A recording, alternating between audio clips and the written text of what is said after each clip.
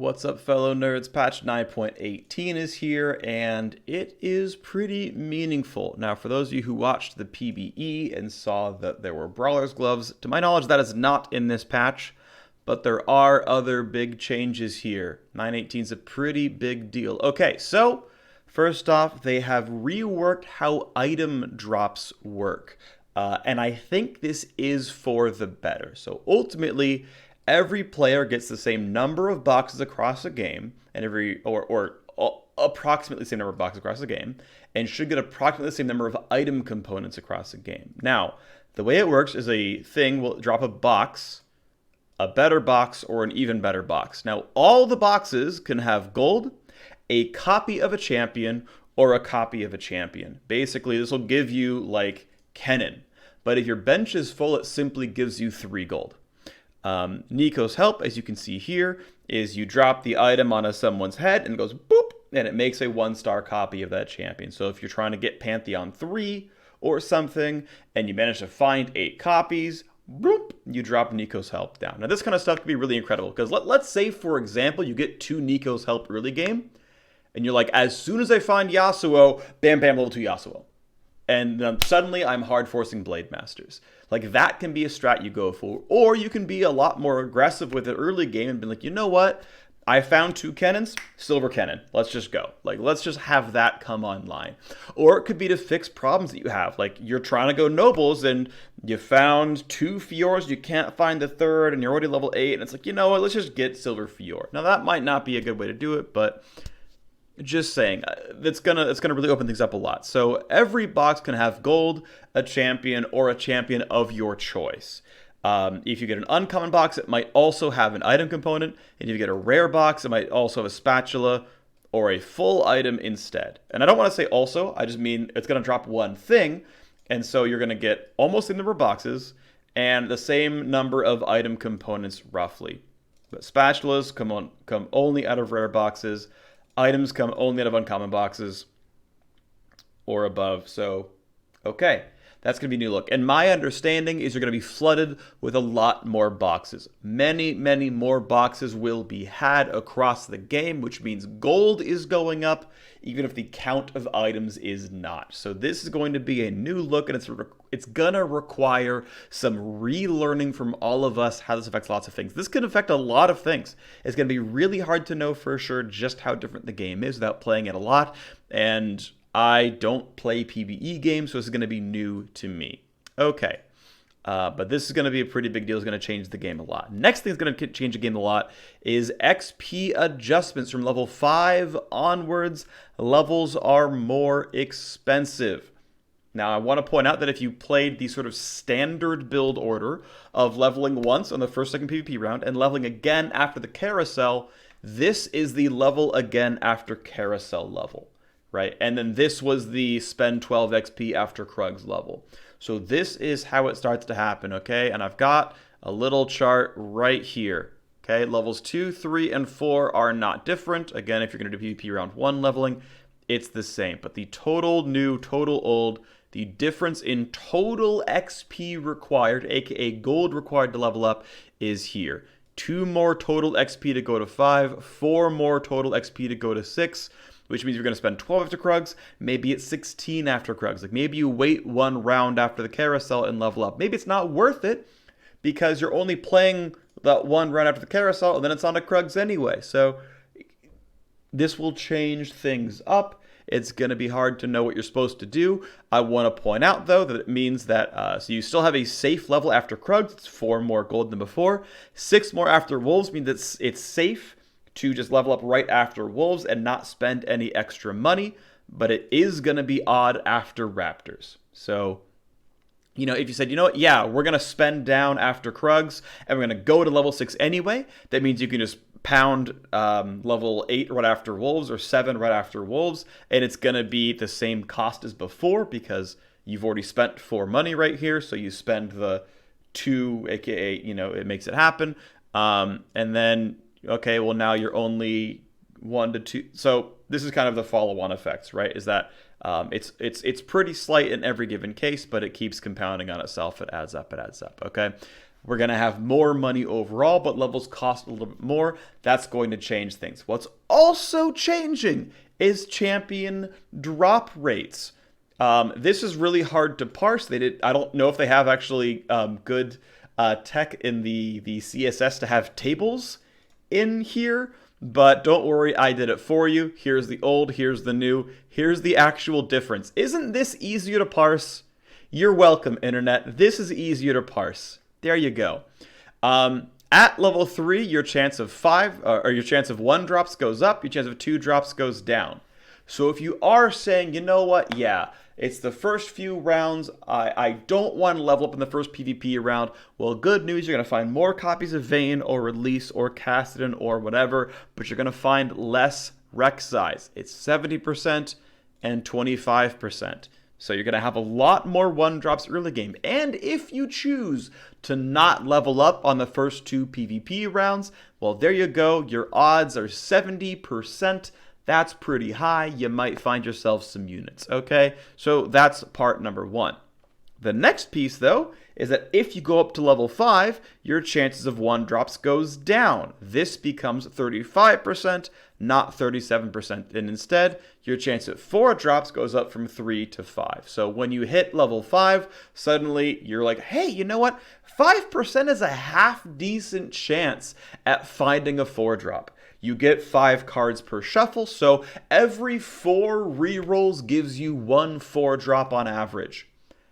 That's not too bad. From level 5 onwards, like keep in mind, if you're doing the carousel leveling technique, that means you're getting one right the round after carousel, you're getting it the round for Krugs, and then if you don't level up to Krugs, you're finding it the round after. Like this adds up pretty quickly, and suddenly you don't need quite as heavily to push to 6.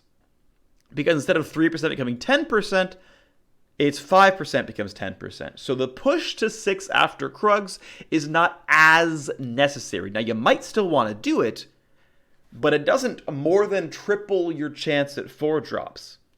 Even beyond that, going to 6 doesn't give you a chance at 5-drops either. That goes away from 0.5% to 0. So the push to 6 after Krugs no longer triples your chances at 4-drops and no longer gives you a chance at 5-drops. So the push to 6 post Krugs lost a lot of value.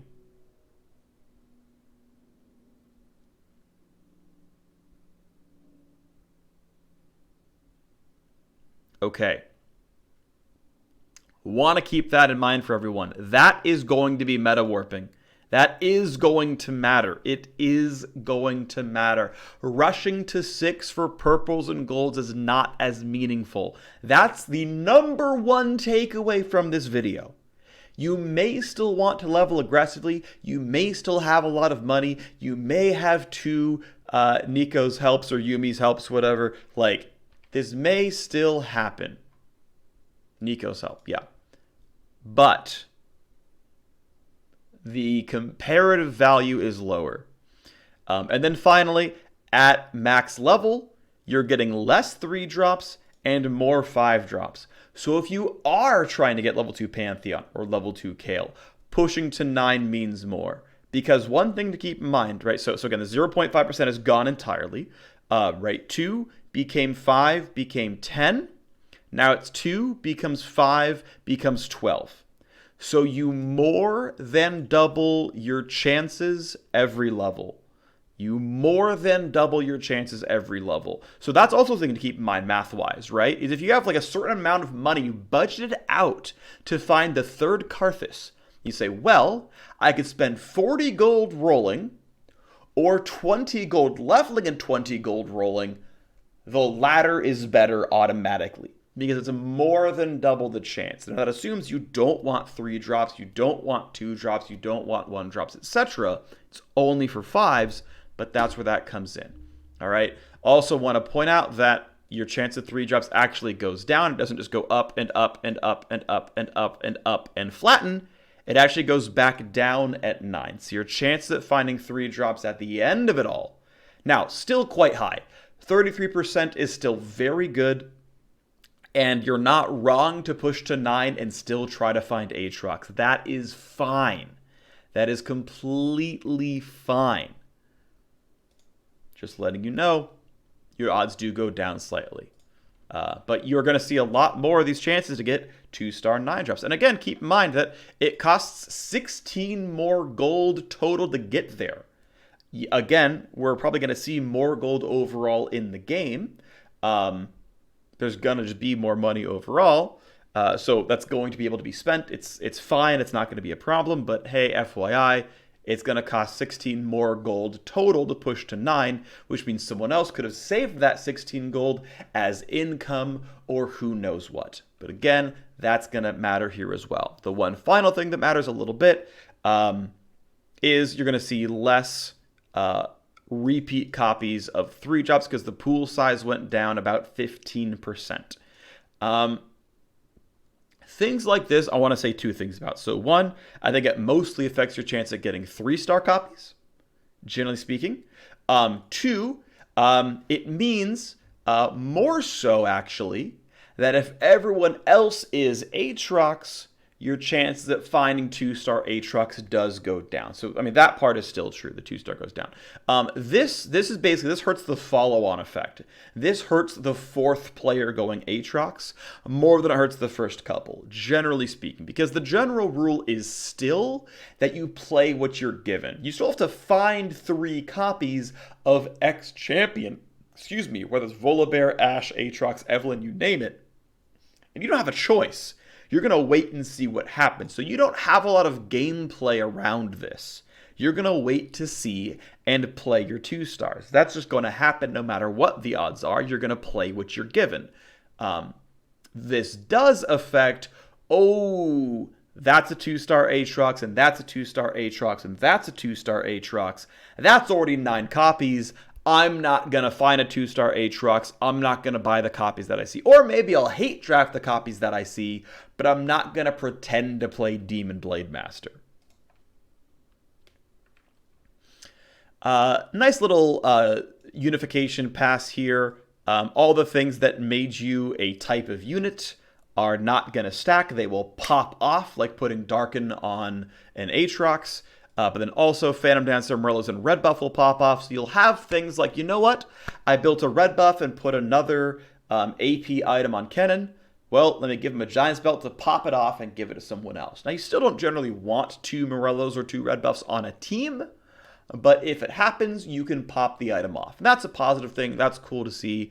I'm glad about this change. This is a good change. Next up, they added some more 9-piece bonuses. I'm happy about this as well. So the Assassin 9-piece exists.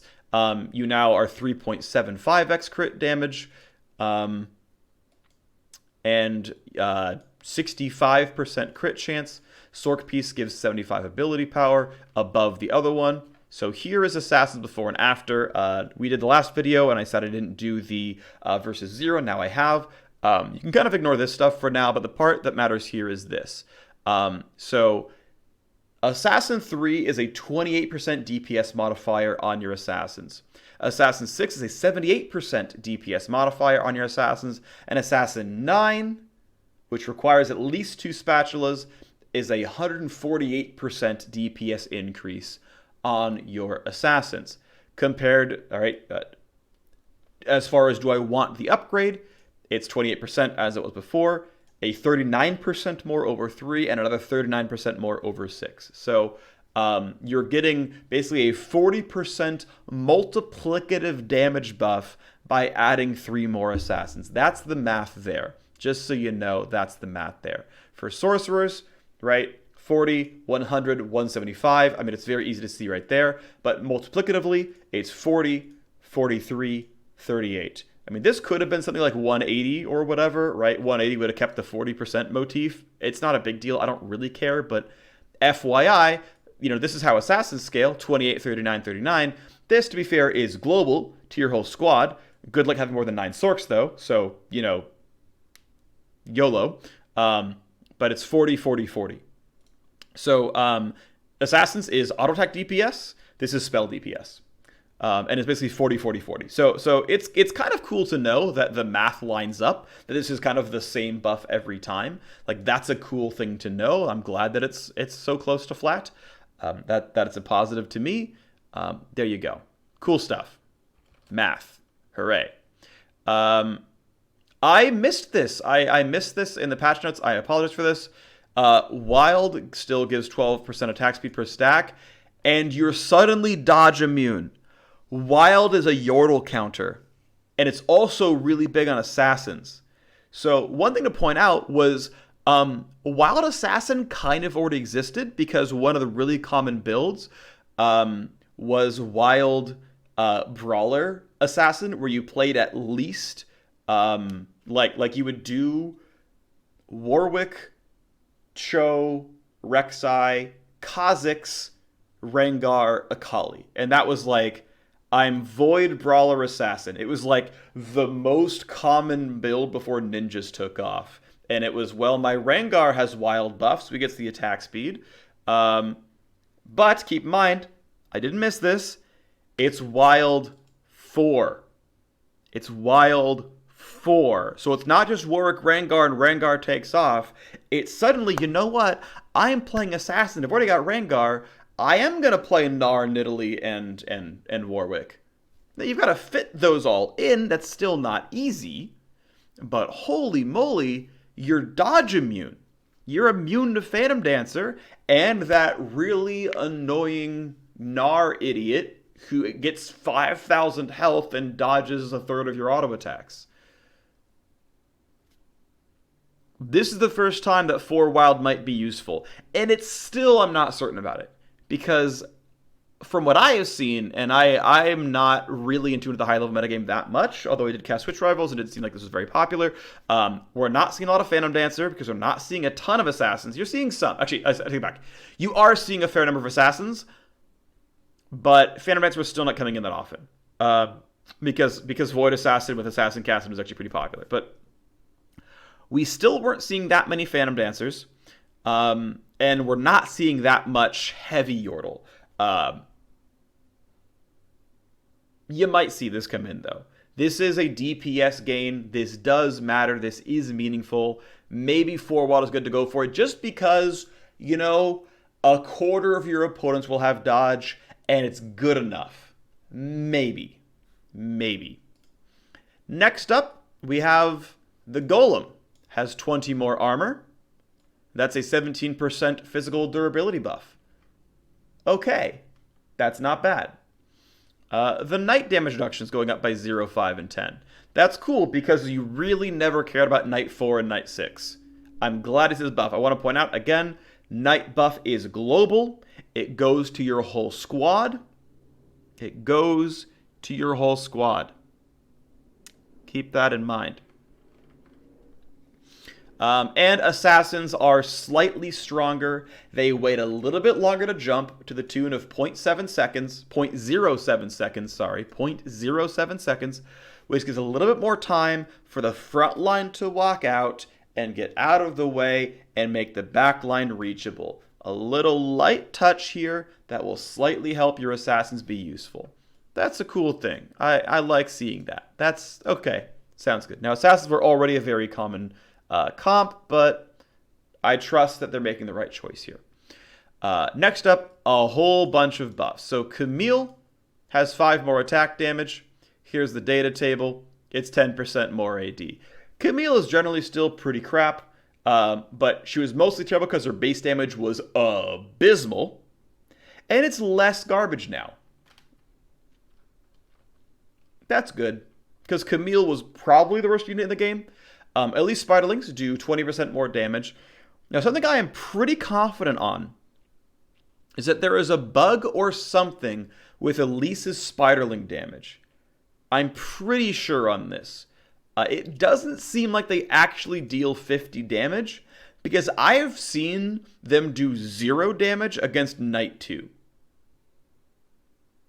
I'm pretty sure I've seen that. And maybe I'm actually wrong and I'm an idiot and I'm missing something.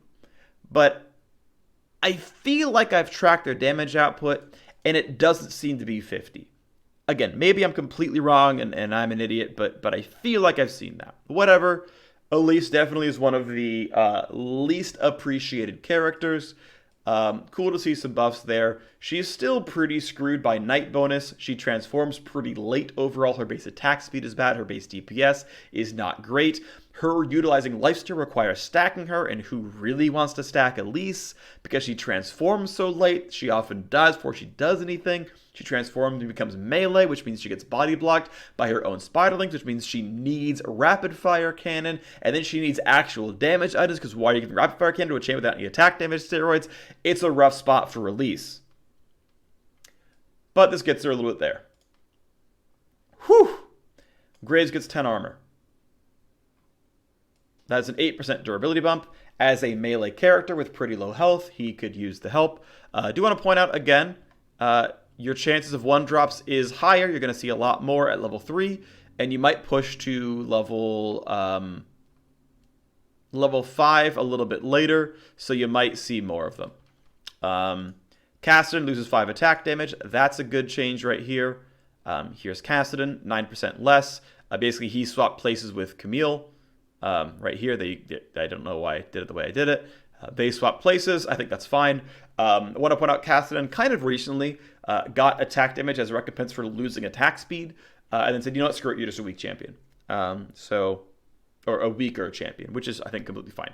Kassadin definitely on the strong side. Kha'Zix overall is going to cast spells less often. He definitely felt like he really took over early game rounds. Kha'Zix is one of the absolute best 1-drops in the game. Also scales really well, also does really, really high damage. So I think in general, good to see Kha'Zix nerfs. He was definitely an incredibly meta champion. Again, I want to point out one of the high-end strategies was don't level up and hard reroll for Kassadin, Kha'Zix, and Rek'Sai, and then build Void Assassin late games. That's going down. Pyke is going to get his first spell off later. Pyke definitely one of the strongest pirates. TF gains some health, and TF gets a lot more mana feeding to his team. So here is the TF stuff, 11% more health, and a really substantially higher mana feed. This is a pretty big deal right here. Pretty big deal. TF seemed to be one of the most overlooked sorcerers. I know Keen tried to make TF catch on. It didn't really happen. But support TF going to be even more common now. I mean, this is a really substantial mana buff, 10, 15, 20 mana to his team. Definitely meaningful. Will be worth taking another look at TF once again. And we just saw Sorc 9 get a buff. We're not going to see Sorc 9. Don't play Sorc 9. You don't need Sorc 9. But, you know, cool to see all the same. Gigantic Evelyn nerf and a pretty meaningful Katarina buff. This was not 65% missing. It was 65% current health, which means if you only lost 36% of your HP, she would execute you. Now you have to be at half. So really substantial change in whether or not she can execute you. Really, really substantial there. And the damage multiplier is getting worse. Here is the damage before and after. 6, 15, 28 becomes 6, 12, 20. Which is a 20 and 29% damage cut. This is meaningful. The damage was cut and the ability to deal that big multiplier was cut down. This is a really, really big deal. It's still 3, 4, 500 base damage. That part didn't change. If they weren't below 65%, you're still doing 3, 4, 500 damage. That isn't any different. But now, if they're between 65 and 50, it's a gigantic nerf. And if they're below 50, it's still a 20 to 29% nerf. Very, very big hit to Evelyn. Very, very, very big hit here. Very big hit here. What's nice, though, is Katarina is maybe more viable. She is still a champion who really requires mana to be good. If you can throw Darken on her, that gets her halfway, then she can generate mana on auto attacks. You still need to give her like 60 mana worth of items, probably. But her spell is incredibly strong. It's a very, very, very good spell. It's a very good spell. And ultimately, you are more likely to try carry Katarina. One thing I want to point out with 3-drops is because the pool of 3-drops went down, when there's two Aatrox players and they've taken 6 copies of Aatrox off the list, that is actually a greater percentage of all of the overall 3-drops. And so what's going to happen, like, the more the pool shrinks, the more that you are given the champs that aren't taken. And if no one's taking Katarina, you're going to see more Katarinas overall. And there is a chance that Katarina's in a good spot now. I'm not sure she is. She's been buffed like 3 patches now. But maybe this is the one. Maybe this is the one. There's a chance. I can see high mana Katarina being a thing. Could be. Next up, buffs to Akali. Generally speaking, with all the buffs to ninjas, people figured out that Zed was absurdly strong, and he absolutely is. Zed is a great champion. But because you often didn't run 4 ninja, and there isn't really a reason to do it, people said, well, I've already got 2-star Zed, why bother playing Akali? And that was generally true. And so they're trying to buff up Akali to say, no. Akali's really good. Try 4 ninja, or maybe play Akali instead of Zed. 33, 27, 25% damage bump. Definitely pretty meaningful. Keep in mind that she basically just has 50 AP by being a ninja, which means she actually does 300 to like 512 to 750 as her actual spell damage. And it's even higher with Ninja 4, of course. But really, really pretty good damage here. 300 for rank 1 ability on a 25 mana spell is not bad. So you might start seeing some Akalis again. Getting 4 ninja in there seems pretty useful. Maybe we'll see it. Next up, Anivia has higher DPS but less CC duration. To my knowledge, she can still generate mana while the storm rages, so she might have some downtime on the storm. That might matter, where now it's going to drop and people can gain their attack speed back and whatnot. But again, higher DPS, less overall crowd control. I think that's fine. Pantheon, substantially less health, a bit less attack damage. Again, you really never see level 3 Pantheon, don't worry about it. But a 15% health cut and a 6% attack damage cut. Pantheon, definitely the best 5-drop in the game. Everyone should have been building their comps around Pantheon. That champ was super duper duper strong. Very powerful, very powerful. Good to see him get nerfed. Okay. Also of note, BF started actually losing 5 attack damage. Now this is interesting. This surprised me a little bit because I don't think this needs to happen. In general, 2-star units have about 100 attack damage. And while, and to be fair, usually slightly less than 100 raw AD. So that meant that 20 raw attack damage was more than 20% more damage. But recurve bow exists, which is 20% more damage and 20% more mana generation. To me, that's the big part, right? That's the part that really matters. But, okay, whatever. They're nerfing BF Sword. This makes building Yomu's Ghostblade weaker. It's 10 less attack damage now. Building things like Infinity Edge, all the Assassin is going to be weaker. Spear of Shojin's 5 less AD. Guardian Angel is 5 less AD. I know BF Sword became one of the most commonly sought after items because all the build paths are good, but to me, it's kind of a whatever. It's fine. Next up, Frozen Heart, though, is stronger by 1 1/8 second. That's quite meaningful, actually. I mean, what can I say? But that's meaningful. It means if you're flying over on Pike, you're debuffing the enemy team for longer. Frozen Heart's a better item. Okay. Locket, 50 more health, 1 more second, another Locket buff. This is interesting because it's good as and against Assassins, basically. I mean, Locket's okay on a frontliner, but you don't tend to care about 300 health on a level 2 Sejuani. It doesn't tend to matter. You'd rather just have a Guardian Angel with your Chain Vest. I guess if you can't build it, then okay, you build Locket instead. But Locket's also good on Assassins because you line them up and they jump forward and they take aggro. Whatever. It's cool. Locket definitely was underpurchased. I know they have data on what items are built the most. And I am pretty much guaranteeing that Locket and Frozen Heart and Zephyr were all at the bottom. And so they're like, you know what? No one's building them. have a buff, and I think that's fine. Like I'm very happy with data informed design decisions where you're like, well, no one's buying them, so let's just buff the item. That's completely fine. Even if I think the item is fine, if no one's buying it, go push innovation. I think that's a good thing. If Zephyr's OP, okay, we're building Zephyr now and suddenly not Merlinomicon or Dragon's Claws. Okay. Because, by the way, everyone built Morellos or Red Buff or Dragon's Claw, so what are you going to do with those components? Not build Zephyr. Swordbreaker, I believe in general, this increase in consistency is generally a buff to the item. Because getting it off at all is relevant. So the higher your odds are. Like, imagine this was 100% for 1 second, it'd be the best item in the game. Right? Like, obviously. 100% for 1 second, this is the best item in the game. But the more disparate your odds are, the more chances that you overlap. Like, hitting disarm twice in a row is horrible in this case, is less horrible in this case. Right?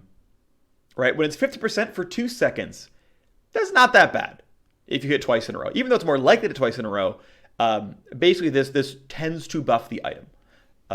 That's really what it comes down to. The more centralized the item gets, the better the item gets, because even though double hits are more common, they are much less hurtful. Your droughts are much less common, which is the worst of all worlds. So a buff to the item. We're going to see more Swordbreaker. I think Swordbreaker is incredibly strong, by the way. Very, very powerful.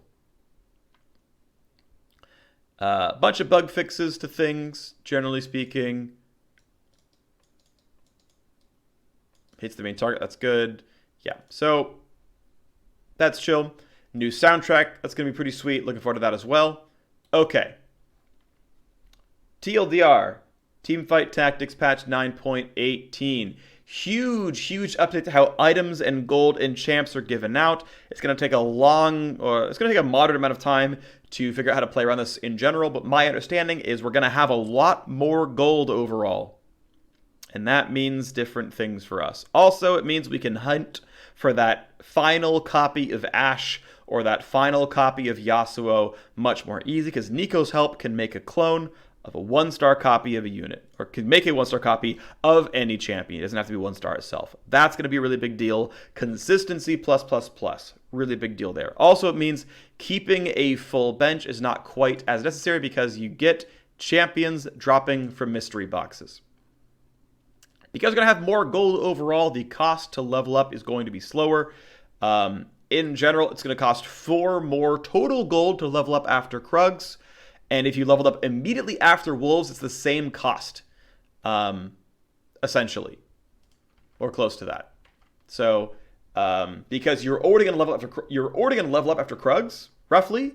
So it went from an awkward timing to a decent timing. So it's still just spend, I think it's 18 gold after the Wolves are done.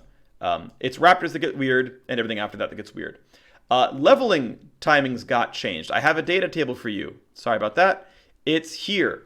Level 3, which is the first PvP round, has more 1-drops and less 2-drops. Level 5 has more 5-drops and less 1-drops. Level 6, which is usually what people hit after Krugs, does not have 5-drops anymore.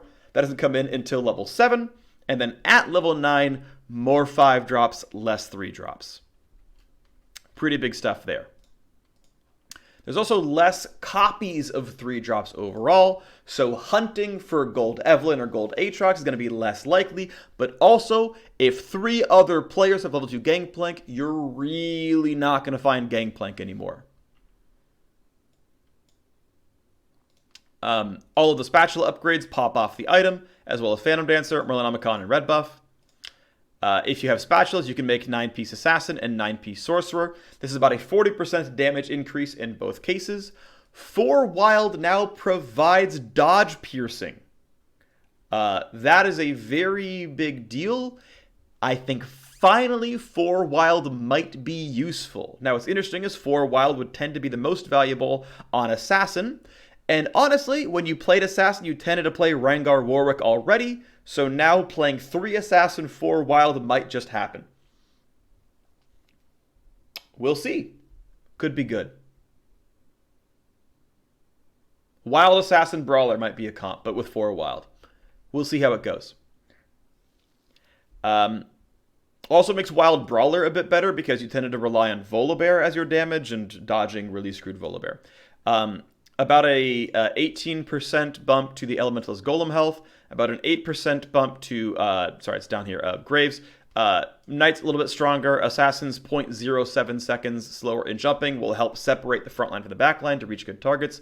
10% more damage on Camille, 20% more damage on Elise Spiderlings, 8% more durability on Graves, 9% less damage on Kassadin, a lot less spells from Kha'Zix, less spells from Pyke, more health for TF, more mana feeding for TF. Evelyn gets freaking destroyed here. This is a very, very large damage loss. The Execute, by the way, is current health, not mythic health, so it means that you could hit a 2/3 health target and get the Execute. Now it has to be below half. That is a very meaningful change in when she can execute things or not. And then even if you get the Execute, the damage dealt is quite a bit lower, to the tune of 20 to 29% at level 2 and 3. Akali getting very substantially more damage. That's pretty meaningful. Anivia, higher DPS, less CC. Pantheon, less health. Pantheon, less damage. We might finally be dropping out a little bit of the sorcerer, or sorry, of the Dragon Guardian meta. A little bit. Pantheon is less broken, less overpowered, and maybe we see him a little bit less often. And that's generally going to be a good thing for us. And again, I want to point out that you are not going to see 5 drops at level 6. You have to get to 7 before you find them, which means no one is completing Nobles till after Wolves unless you push levels. And maybe you do. And maybe you got Nico's help and you're going to push to 7 to find a 5 drop. That can be fine. Go for it. Do that thing, but it's going to be a new meta. It's going to be a new metagame. BF Sword nerfed, Frozen Heart buffed, Locket buffed, Swordbreaker buffed, Zephyr buffed. New item completion to look at. Less Dragon's Claws, less Merlinomicons, less Guardian Angels, because you're going to use your Locket and your Frozen Heart and your Swordbreaker and your Zephyr, and you're going to use up those components that you're using every game. Every game had a Dragon's Claw, a GA, and a Merlinomicon. Those components make new items that are better. Try not making them. Let's see what happens. It's going to be fun. That's going to do it for me. Thanks for watching, and I'll see you next time.